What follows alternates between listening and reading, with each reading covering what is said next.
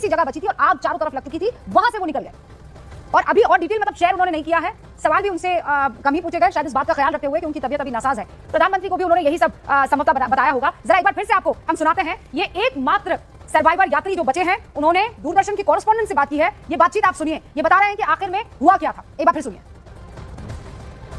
विश्वास, अगर हम जानना चाहें कि आप थोड़ा सा बता पाएं कि हादसा कैसे हुआ था, क्योंकि ये एक बड़ा चमत्कार है जिस तरीके से आप वहां से इकलौते ऐसे शख्स हैं जो जिंदा बचे।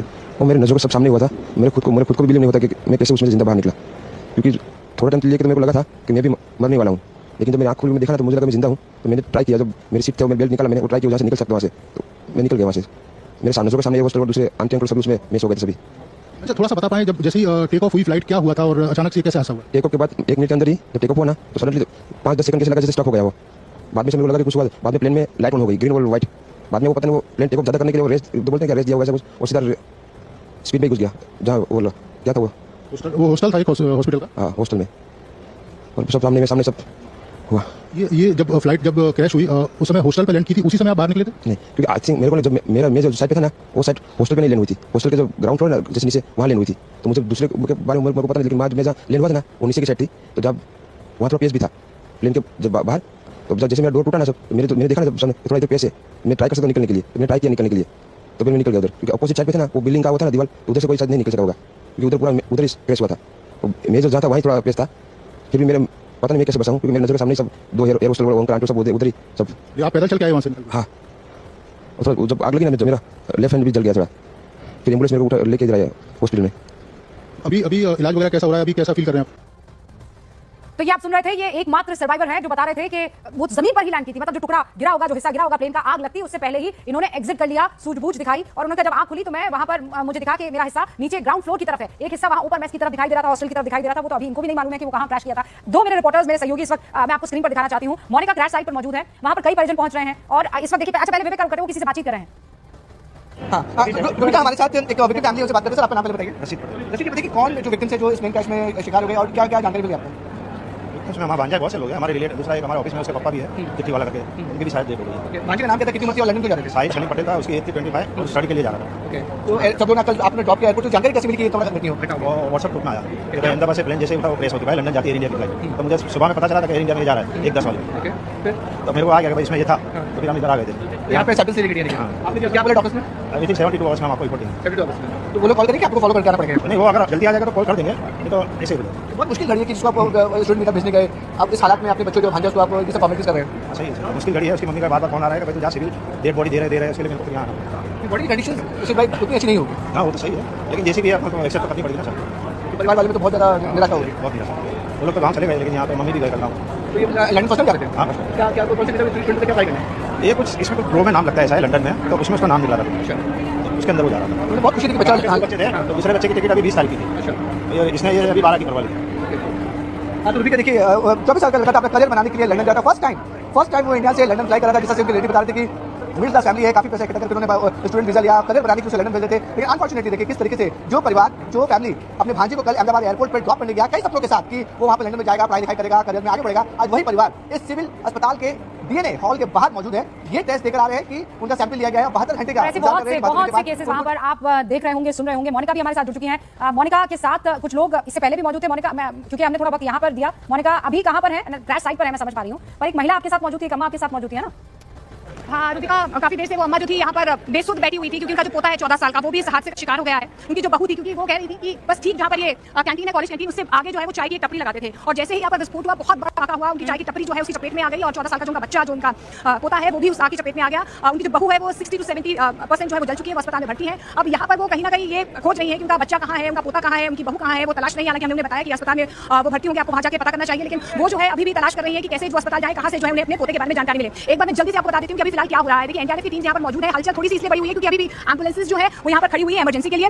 इसके अलावा आपको ये भी बता दूं कि एनडीआरएफ की टीम्स भी यहाँ पर फिलहाल मौजूद हैं। कुछ एम्बुलेंसेस अभी अंदर गई हैं, कुछ फॉरेंसिक टीम की जो टीम्स है वो भी अंदर गई हुई है। इसके अलावा फायर ब्रिगेड की भी कुछ टीम्स जो है यहाँ पर मौजूद है। कुछ लोग भी यहाँ पर मौजूद है, इनसे भी हम बातचीत करने की कोशिश करते हैं, क्योंकि काफी देर से ये लोग यहाँ पर मौजूद है, उनसे भी जाने। भैया आप यही है? देखा आपने क्या हादसा हुआ? नहीं, हमने देखा तब तो प्लेन क्रैश हो चुका था। अच्छा क्रैश आपने देखा क्रैश होते हुए? नहीं, क्रैश होते हुए नहीं देखा, क्रैश के बाद आए थे हम लोग। बाद आए थे, कैसा मंजर था, क्या देखा आपने? जब देखा तब तो पूरा ब्लास्ट हो चुका था, पीछे का मलबा पड़ा था और काफी सब पब्लिक भी आ गई। आप यही रहते पास में? मैं पीछे की साइड रहता अच्छा, तो आपने धमाका सुना? हूँ। धमाका सुना तभी हम आए थे और दूसरा क्या, वहाँ से तब आए तब तो पीछे का मलबा पड़ा था और जैसे पास गए वैसे थोड़ा बहुत चालू हो गया था फूटना वगैरह वगैरह, तो पुलिस आने नहीं देते, सबको भगाते थे। तो फिर सबको भगा दिया था, किसी के पास जाने नहीं दिया। जब धमाका हुआ तो आपको क्या लगा, क्या हुआ, कुछ समझ आया?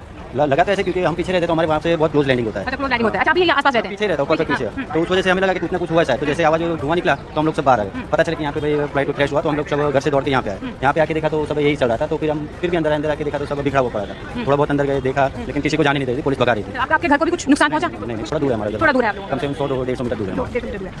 तो रुबिका देखिए, आप सुनिए, जो लोग यहाँ पर आसपास रहते हैं, जैसे उन्होंने धमाका सुना तो वो जल्दी से दौड़ते हुए यहाँ पर आए, देखा कि आखिर क्या हुआ वो समझ नहीं पाए। आप यही है? नहीं है?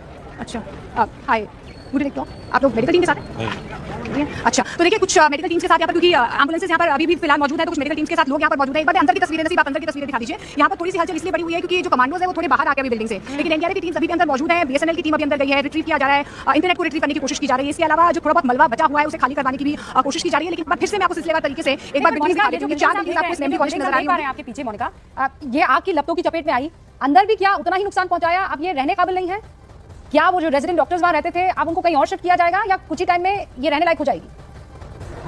अभी फिलहाल जो तस्वीरें आप देख पा रहे हैं, देखिए बिल्कुल जो बिल्डिंग से बिल्कुल ब्लैक हो चुकी है रुबिका। अभी यहाँ पर रहने लायक कुछ है नहीं, अंदर भी मलबा गिरा हुआ है। इसके पीछे की जो बिल्डिंग आप देख पा रही है थोड़ी सी चीज जरूर है। अब आप डिफरेंस भी देख पाएंगे, देखिए ग्रे और ब्लैक। आप देखिए कि जब यहाँ पर विस्फोट हुआ, धमाका हुआ, तो आप देखिए सामने वाला पेड़ आपको बिल्कुल ब्लैक नजर आ रहा होगा। ये देखिए जो फ्यूल जब यहाँ से ब्लास्ट हुआ, बहुत बड़ा धमाका, तो उसके बाद देखो ये जो पेड़ है बिल्कुल ब्लैक हो चुका है। इसके साथ जो पॉलिश की दीवार है वो भी टूट गई है, वो भी बिल्कुल टूट गई है। तो अभी तो फिलहाल इसे खाली करवा दिया गया है, लेकिन इसे ठीक होने में भी वक्त लगेगा, क्योंकि बिल्कुल खंडर में ये बिल्डिंग जो है 1 2 3 4 ये पूरी बिल्डिंग जो है खंडर में तब्दील हो गई है। और अगर आप लास्ट वाली बिल्डिंग को अगर आप गौर से देखेंगे तो यहीं पर वो टेल अभी फिलहाल जो है उस प्लेन की टेल मौजूद है, उसे अभी निकाला नहीं गया है। ये जो थर्ड बिल्डिंग के पीछे वाली जो बिल्डिंग आप देख रहे हैं, यहाँ पर एक जिंक गिरा हुआ है, वो बिल्कुल ठीक है, वो टेल वहाँ पर बिल्कुल ठीक है, और उसी टेल से जो है वो ब्लैक बॉक्स रिट्रीव किया गया है। बैरिकेडिंग आप देख पा रही हैं, अभी फिलहाल जो है इस पूरी साइट को क्लोज कर दिया गया है, सैनिटाइज संभवतः यहाँ पर पूरी बिल्डिंग को फिलहाल किया जा रहा है।